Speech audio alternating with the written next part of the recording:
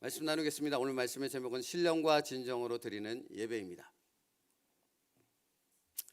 오늘은 주님께서 사마리아 여인과 예배에 대해 말씀을 나누십니다. 믿는 자에게 예배는 너무나 중요하기 때문입니다. 그런데 주님께서는 어떤 장소나 형식, 어떤 전통, 틀에 갇힌 예배는 옳지 않다고 말씀하십니다. 예배는 하나님의 뜻, 하나님 앞에서 드린다는 것이 가장 중요하다 말씀하십니다. 여자여 내 말을 믿으라. 이 산에서도 말고 예루살렘에서도 말고 너희가 아버지께 예배할 때가 이르리라. 유대인들, 사마리아인들은 어떤 것에 얽매였습니다. 장소에도 얽매였고요, 어떤 형태, 틀 이런 것에도 얽매였고, 그것을 벗어나면 마치 하나님께 중죄를 범하고 예배를 받지 않는 것이냐, 이렇게 착각했다라는 것입니다. 그런데 하나님은 영이십니다. 하나님은 우리의 중심을 예배로 받으십니다. 이 시간 우리의 중심을 하나님 앞에 올려드릴 수 있는 귀한 예배가 되기를 축복합니다.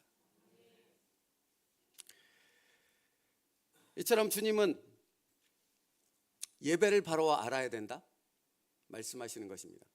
그런데 사실은 지난주 말씀과 연결을 짓는다면 믿음이 성장해야 예배도 바른 예배로 나아갈 수 있습니다.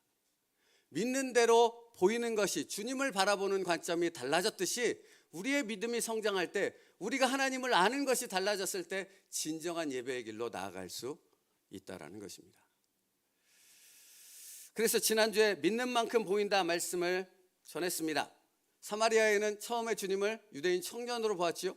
그런데 주님과 말씀을 나누는 가운데, 주님의 진리의 말씀을 듣는 가운데 선지자로서, 나의 구주요 메시아로서 그의 시각이 바뀌게 되어졌던 것을 우리는 살펴보았습니다. 여러분, 사실은 오늘서부터 시작해서 예배에 대해서 몇 주간 말씀을 드리려 합니다. 예배에 대한 여러분의 생각, 여러분의 마음이 바뀌게 되는 은혜가 있기를 간절히 바랍니다.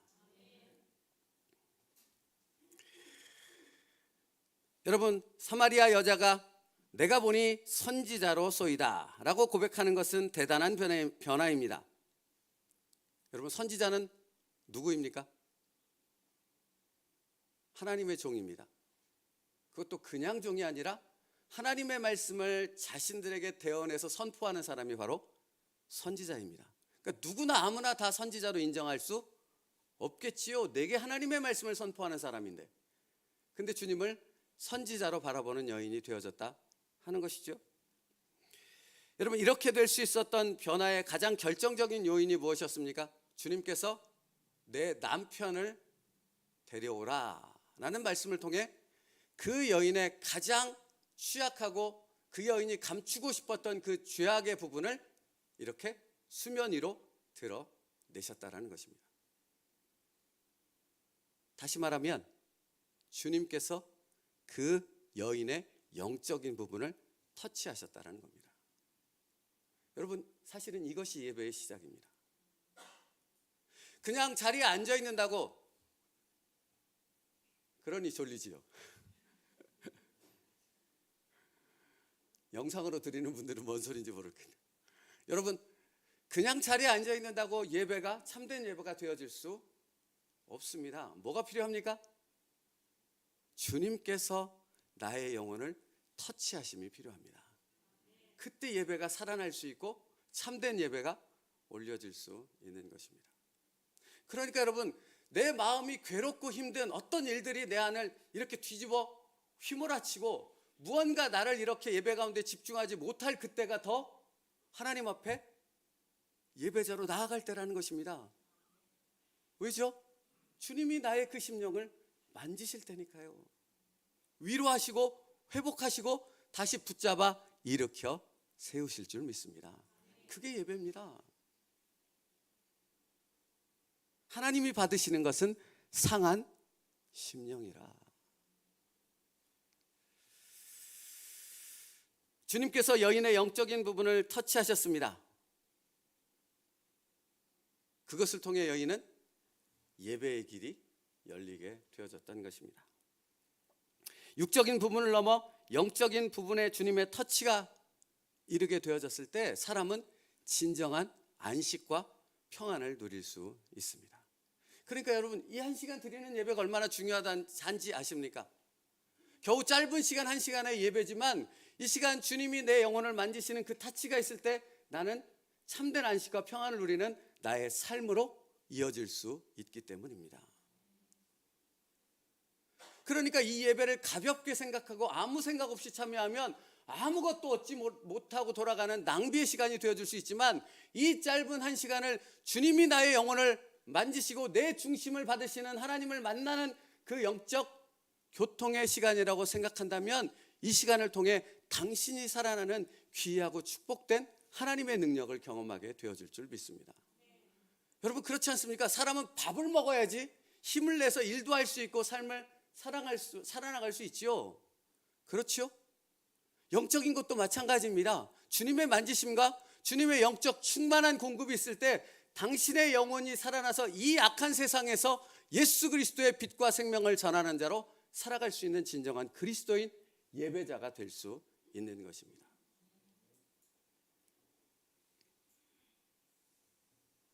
오늘 드리는 모든 예배의 말씀을 통해 당신의 영혼을 만지시는 예수님의 터치를 경험하게 되기를 축복합니다. 사모하십시오.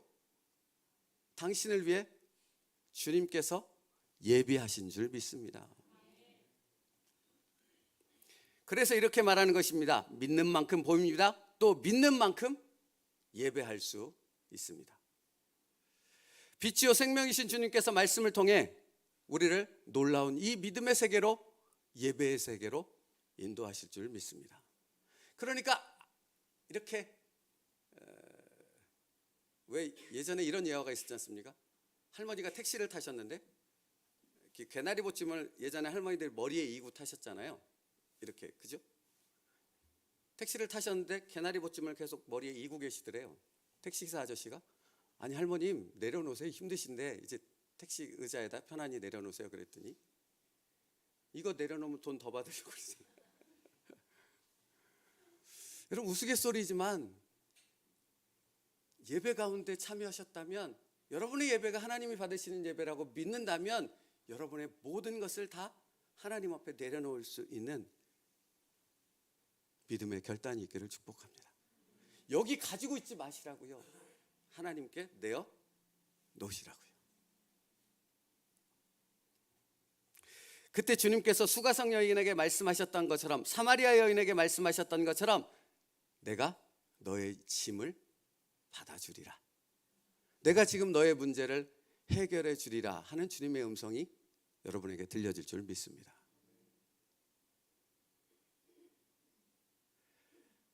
여기 주일학교 아이들 중에 저희 자녀가 있지 않습니까? 주님께 맡기고 저도 예배를 드리는 줄 믿습니다.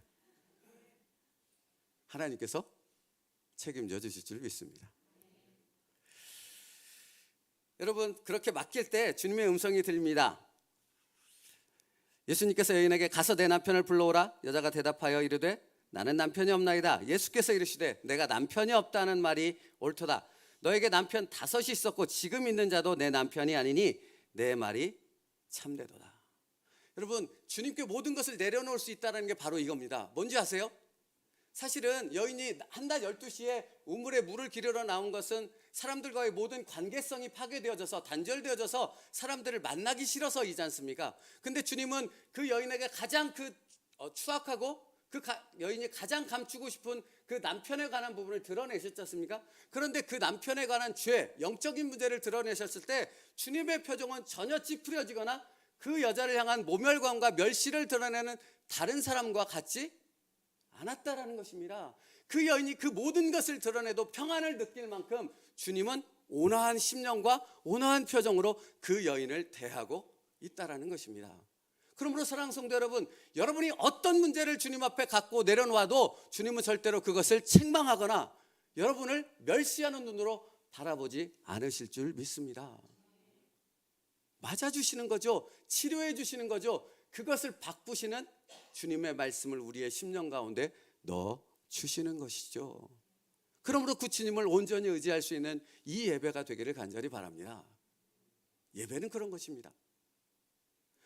어떤 사람도 받아줄 수 없는 것을 내 안에 있는 그 어떤 사람도 해결해 줄 수 없는 것을 전능하신 그 하나님이신 주님 앞에 내어 놓고 해결함을 받고 치료함을 받는 것이 우리의 예배인 줄 믿습니다. 여러분, 그러니까 이 여인의 그 부분을 드러낸 것은 겉으로 보기엔 육적인 문제 같아 보이나 실제는 그녀의 영적인 문제를 드러내신 것입니다. 그리고요, 주님께서는 그녀 자신도 알지 못했던 이 영적인 문제를 드러내심을 통해 내게 육신의 물이 필요한 것이 아니라 무엇이 필요하다고요? 영혼의 문제를 해결할 수 있는 생명수가 필요하다는 사실을 그 여인으로 자각하게 하셨다는 겁니다. 여러분, 말씀을 들을 때 여러분의 영혼이 깨어나며 여러분의 영적인 문제를 자각할 수 있는 은혜와 축복이 있기를 간절히 바랍니다. 이건 감추고 있다고 해결되는 부분이 아니잖아요. 그렇지요? 이것이 해결돼야지 참된 예배로 나아갈 수 있는 예배자가 될 수 있는 거거든요. 그러므로 여기서 우리는 한 가지 중요한 사실을 깨닫게 되어집니다. 죄가 수면에 드러날 때, 우리의 영적인 감춰졌던 부분, 우리의 영적인 무지함과 침체가 예배 가운데서 하나님 앞에 드러날 때, 그때 우리의 예배가 진정으로 시작되는 줄 믿습니다. 여러분, 그러니까 깨달으십시오. 무언가 말씀을 통해 여러분의 심령을 찌르는 뭔가가 만지심이 있다면 그건 짜증이 아니고 화날 일이 아니고 뭐 해야 되는 것입니까? 할렐루야 감사해야 되는 것입니다. 오히려 아무런 감각이 없는 것, 아무런 무감각 가운데 들어도 소용이 없고 안 들어도 똑같은 그런 모습인 것처럼 큰 문제가 없는 것이지요. 다시 한번 축복합니다. 오늘 드려지는 예배와 말씀의 시간을 통해 여러분의 영혼이 만져지는 귀한 축복의 시간이 있기를 주님의 이름으로 간절히 축복합니다. 기대하십시오. 소망하십시오. 그래서 주님이 이 바쁜 시간에, 이 귀한 시간에 여러분을 이 자리로 부르신 줄 믿습니다. 그러므로 여러분, 사마리아 여인과의 대화를 통해서 우리는 두 가지 사실을 오늘 살펴보려고 합니다. 예배를 방해하는 것이 무엇인가 하는 부분을 주님이 분명히 드러냅니다. 성도가 참된 예배를 드리지 못하게 하는 요인들이 무엇인가를 보여준다는 거예요. 첫째로, 잘못된 행실, 즉 죄의 문제는 절대적으로 예배를 방해합니다. 예배를 드릴 수 없게 만든다라는 것입니다. 사마리아 여인을 보십시오. 그 여인은 그냥 자신에게 주어진 삶을 선택하며 우리들처럼 살았습니다. 근데 남자가 어느새 6명이나 되었습니다. 여러분, 세상 가운데 아무 생각 없이 살면 편만한 세상의 죄악 가운데 우리는 쉽게 물들어서 아무렇지도 않게 그냥 세상 사람들과 똑같이 살아가는 것처럼 생각하며 영적인 문제 가운데, 영적인 침체 가운데 갇혀버리게 된다는 것입니다. 이것은 뭐가 문제가 돼요? 이렇게 되면 참된 예배자가 될 수 없다라는 것입니다.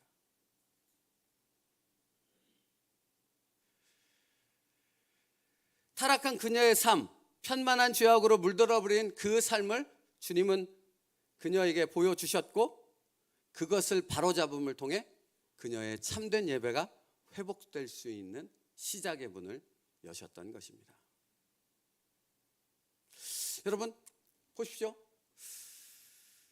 이런 잘못된 부분들이 예수 그리스도 안에서 해결되기 전까지는 참된 예배가 될 수 없다라는 사실을 예수님은 말씀을 통해 가르쳐 주신 것이 있습니다. 바로 바리새인과 세리의 기도입니다.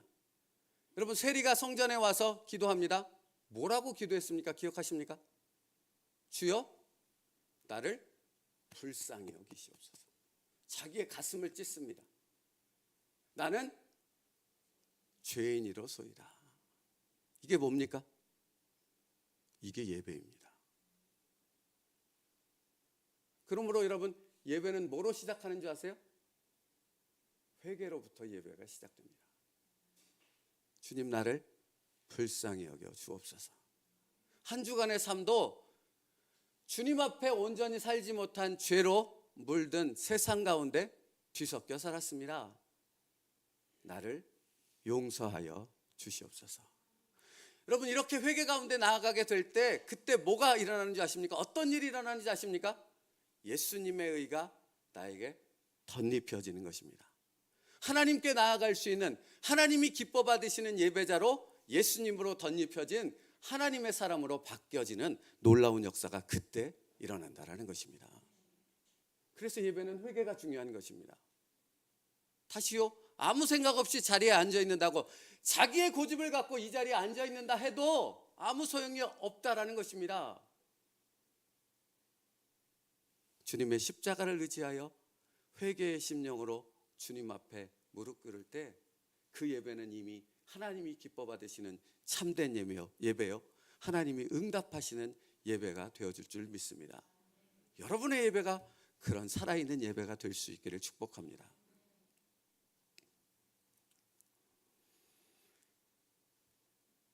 그렇다면 여러분, 바리새인의 예배는 어떠했습니까?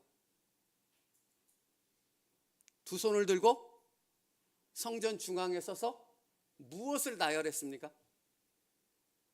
내가 일주일에 몇 번을 금식했고, 내가 어떻게 헌금했고, 내가 어떻게 율법을 지켰고, 내가 어떻게 이 모두 다 무엇입니까? 자기 의를 드러내는 것이지요. 여러분, 예배자가 참된 예배를 드릴 수 없는 가장 첫 번째 악한 것은 자기 의를 가지고 예배의 자리에 참여하면 그 예배는 하나님이 절대로 받으실 수 없는 예배가 된다라는 것입니다. 여러분, 분노하며 감정을 드러내며 뭔가 문제에 시달려서 불평하는 것도 역시 마찬가지 아닙니까?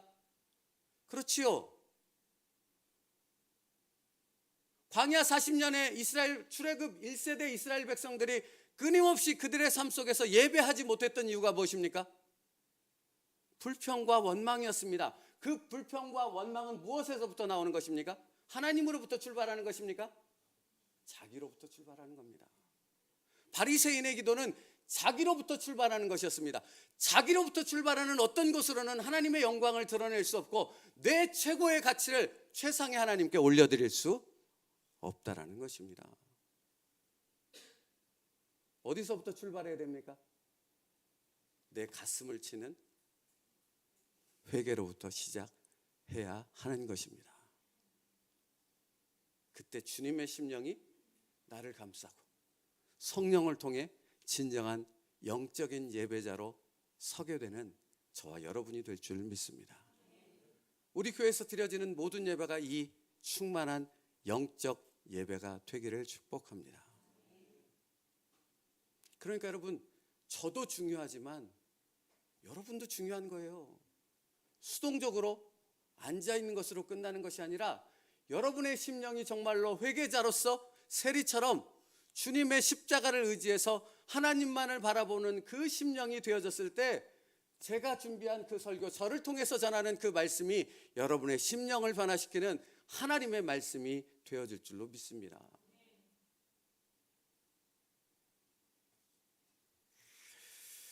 여러분, 이러한 잘못된 행실은 어떤 큰 죄악만에 해당되는 얘기가 아닙니다. 주일 예배는 언제부터 시작됩니까? 저기 예배당 문을 열고 들어오는 때부터 시작됩니까, 여러분? 그렇지 않죠? 집에서부터 시작됩니다. 더 정확히 얘기하면 토요일 저녁부터 이미 주일 예배는 시작됩니다.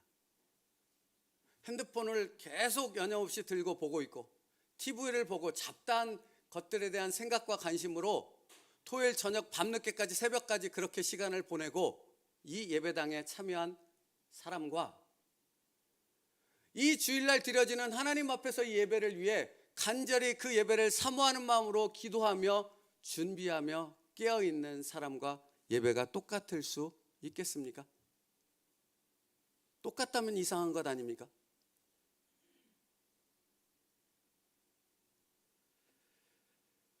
예배 시간 전에 미리 예배당에 나와 기도로 예배를 준비하며 시작하는 사람과 헐레벌떡 예배 시간 지나자마자 문을 열고 들어오는 그런 사람과 어떻게 예배가 똑같을 수 있겠냐라는 것입니다.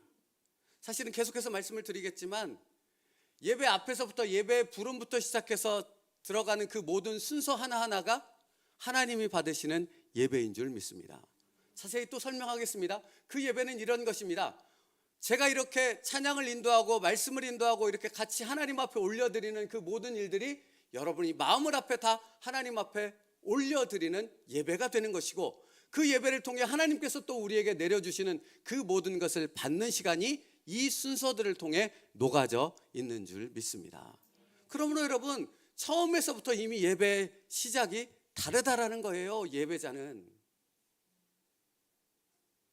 그저 반복되는 구태의연한 어떤 의식이다라고 생각하는 사람은 전혀 진정한 예배 가운데로 들어갈 수 없는 것이고, 그 순서 하나하나마다 하나님이 받으시고 하나님께서 내게 내려주시는 은혜의 통로가 되어지는 것을 믿는 사람은 그 순서 하나하나가 다 은혜요, 감격이요, 기뻐드리는 하나님 앞에서의 영적 예배가 되어질 줄 믿습니다. 여러분 보십시오. 그 순서 하나를 그렇게 하나님 앞에 예배로 드리지 못하는 사람이 저 예배당 문을 나가 밖에 삶에서 하나님을 예배하는 예배자의 삶을 살아갈 수 있겠습니까? 있겠습니까? 그럴 수 없지요.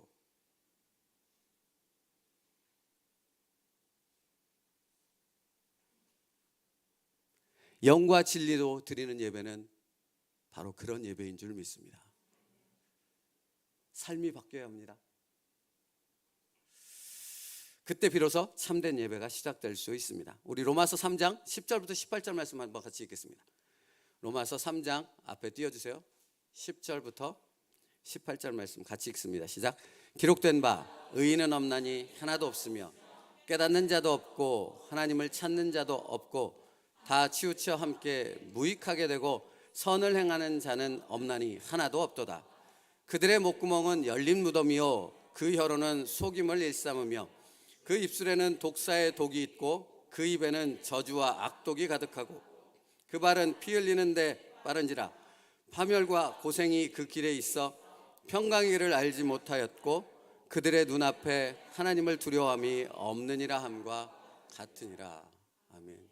여러분 사실 이 말씀 한 절 한 절을 다 살펴봐야 됩니다. 로마서 3장 10절부터 18절까지의 말씀입니다. 진정한 예배자가 되지 못하는 이유를 명확하게 말씀을 통해 말해주고 있습니다.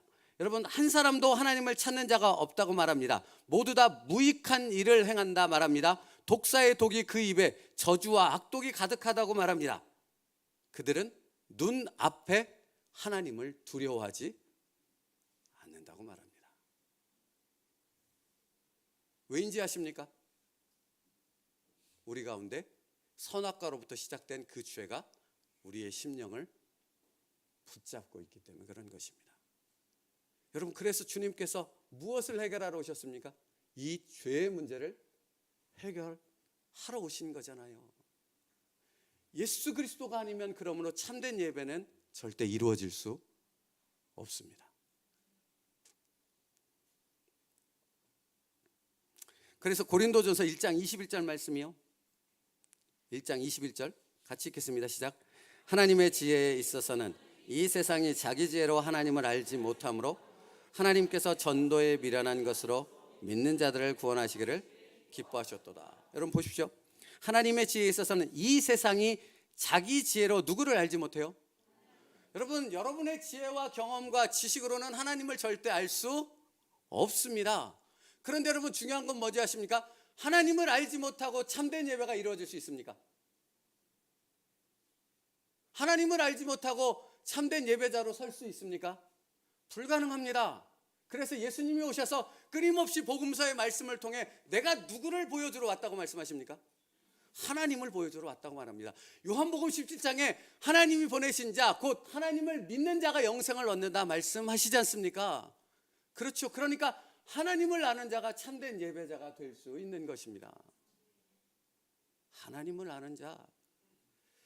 보십시오. 하나님께서 전도에 미련한 것으로 그 다음 표현을 보십시오.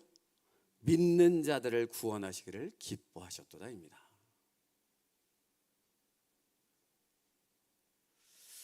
주님께서 사마리아 여인에게 행하신 것이 바로 이것이고 이것을 통해 그의 심령을 회복시키시는 진정한 예배자로 세우신 줄 믿습니다. 그러므로 기억하십시오. 주님의 십자가 외에는 예배로 나갈 수 있는 방법이 없습니다. 예수가 중심이 되지 않고서는 진정한 예배가 드려질 수 없습니다. 그러므로 예수를 붙잡고 예배의 자리에 날마다 참여할 수 있는 우리가 될 수 있기를 간절히 바랍니다. 그래서 고린도서 2장 18절 말씀이요, 위에 있어요. 그 말씀 위에 고린도전서 1장 18절 함께 읽겠습니다. 시작. 십자가의 도가 멸망하는 자들에게는 미련한 것이고 구원을 받은 우리에게는 하나님의 능력이라. 여러분, 하나님의 능력은 언제 우리 안에 임합니까? 내가 하나님을 알고 참된 예배자가 되어졌을 때 하나님의 능력이 우리 안에 충만케 되어지는 줄 믿습니다. 두 번째입니다. 어떤 것이 예배를 방해합니까? 예배에 대한 잘못된 인식들이 예배를 방해합니다. 아까 말씀드렸듯이 장소나 형식이나 전통, 이러한 것들을 고집하며 하나님이 이런 예배를 기뻐하셔 하는 것이 잘못되어졌던 것처럼 어떤 무엇이 옳아라고 생각하는 것, 그것이 하나님께 예배하는 것을 방해한다는 것입니다. 그런데 여러분 보십시오. 예전에 유대인들과 사마리아인들은 어떤 장소와 형식에 매였다면 지금은 너무나 프리한 것이 예배를 방해하고 있다는 것을 아십니까? 여러분, 예배 나올 때 복장이 어떠해도 좋습니다. 자유롭게 입어도 좋습니다. 하지만 자유롭게 입는 그 모든 것 가운데 무엇이 필요합니까? 내가 지금 누구를 만나러 갑니까? 누구를 만나러 갑니까?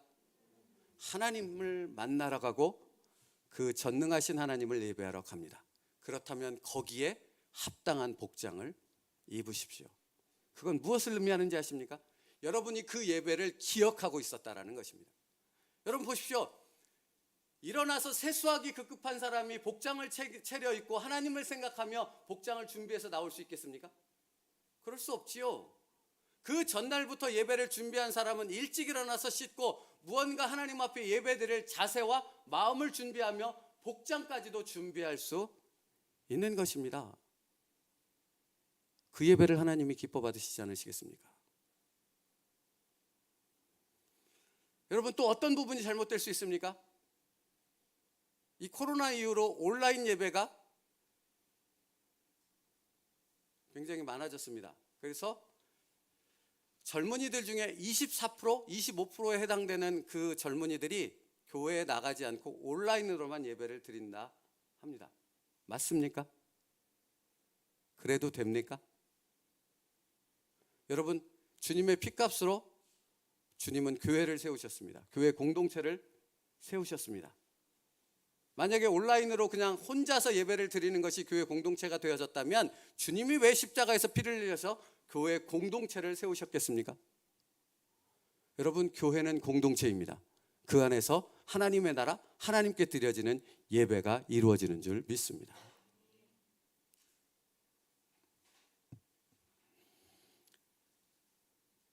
그러므로 말씀을 정리합니다. 우리의 삶과 동떨어진 예배는 절대로 있을 수 없습니다. 예배는 저 예배당 문을 열고 들어오는 순간 예배가 시작되는 것이 아니라 저 문을 열고 밖으로 나가는 순간 당신의 예배가 시작되는 줄 믿습니다. 여러분, 그러므로 여러분이 저 예배당을 나갈 때 누구를 기억해야 됩니까? 주님을 기억해야 합니다. 저 예배당을 열고 나아가서 삶으로 돌아갈 때 여러분은 무엇을 붙잡아야 됩니까? 이 예배 시간을 통해서 주신 주님의 말씀을 붙잡고 그 말씀을 힘입어 살아갈 때 하나님이 받으시는 삶의 예배가 영광되이 올려지게 될 줄 믿습니다. 그래서 로마서 12장 1절 말씀은 이렇게 말하는 것 아닙니까? 함께 읽겠습니다. 로마서 12장 1절 시작.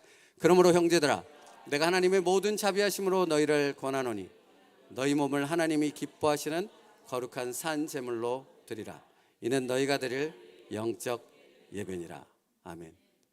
여러분, 예배에 있어서 가장 중요한 것은 그렇기에 형식도 아니고 장소도 아니고 무엇이 중요합니까? 하나님과의 관계입니다.